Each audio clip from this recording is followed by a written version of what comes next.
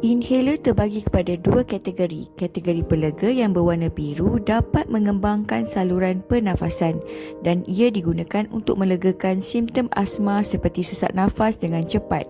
Ia digunakan bila perlu atau mengikut preskripsi doktor.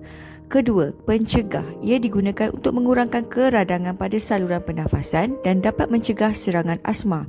Ia perlu digunakan pada waktu yang sama setiap hari untuk jangka masa yang lama. Cara penggunaan inhaler. Tanggalkan penutup inhaler. Pastikan tiada benda asing dalam inhaler.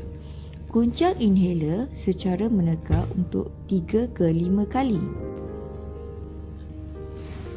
Bagi inhaler yang baru yang tidak digunakan untuk lebih daripada 2 minggu, goncang dan tekan untuk melepaskan dos. Sekiranya tiada ubat yang keluar dari inhaler, tekan sekali lagi untuk melepaskan satu dos.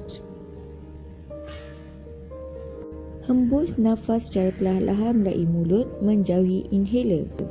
Pegang inhaler secara menegak. Masukkan muncung mulut inhaler di antara bibir. Pastikan mulut tertutup rapat. Dongak kepala sedikit. Tekan satu dos dan pada masa yang sama tarik nafas melalui mulut secara perlahan-lahan dan sedalam yang mampu. Keluarkan inhaler daripada mulut dan tahan nafas selama 10 saat atau selama yang mampu. Hembus nafas secara perlahan-lahan melalui hidung menjauhi inhaler. Sekiranya dos tambahan diperlukan, tunggu selama 30 saat sebelum mengambil dos seterusnya. Ulangi langkah-langkah tadi. Selesai menggunakan inhaler, tutup semula penutup inhaler. Simpan inhaler di tempat yang selamat dan jauh daripada matahari serta panas.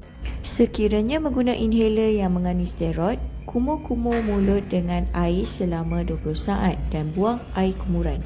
Langkah ini bertujuan untuk membersihkan mulut daripada lebihan ubat bagi mengelakkan simptom seperti sakit tekak. Cara-cara mengetahui baki dos dalam MDI. Sesetengah MDI mempunyai petunjuk baki dos dalam MDI. MDI yang tiada petunjuk, sila rekod tarikh MDI digunakan dan rekod bilangan dos yang telah diambil. Bersihkan inhaler sekurang-kurangnya seminggu sekali. Tanggalkan penutup inhaler dan keluarkan kanister. Cuci bekas plastik inhaler sahaja melalui air yang mengalir selama 30 saat.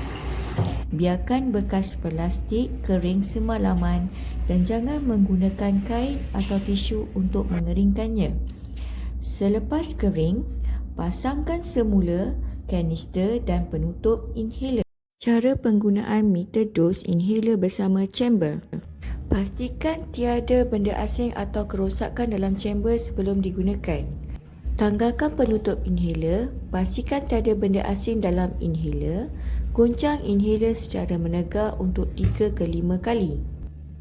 Masukkan muncung mulut inhaler ke bahagian belakang chamber. Pasangkan mask ke muka dan pastikan mask tertutup rapat di muka. Tekan inhaler satu kali untuk melepaskan satu dos dan bernafas seperti biasa sebanyak 5 ke 6 kali.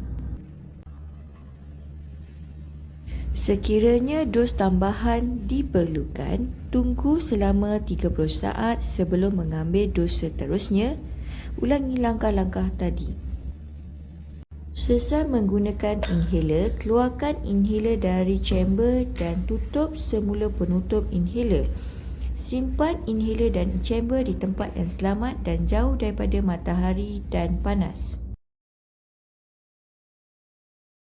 Bersihkan chamber sekurang-kurangnya seminggu sekali.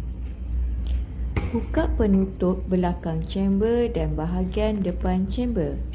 Rendam kesemua bahagian chamber ke dalam bekas yang mengandungi air bersama sedikit sabun selama 15 minit.